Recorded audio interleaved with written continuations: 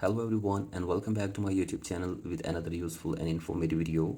So guys, in this video I'm going to show you how to fix your device is not part of the Netflix household for this account issue on Netflix. So guys, if you're also facing this issue here, I will show you how can you fix it.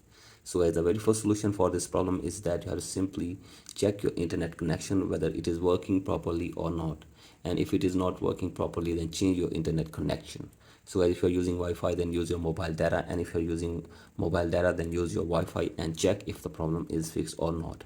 And if the problem is still there, then go for the next solution. That is, you have to simply update your Netflix app to the latest version. So guys, for that, open your app store and search for Netflix and download and install the latest version of Netflix app on your device. So guys, do this and check if the problem is fixed or not. And if the problem is still there, then go for the next solution.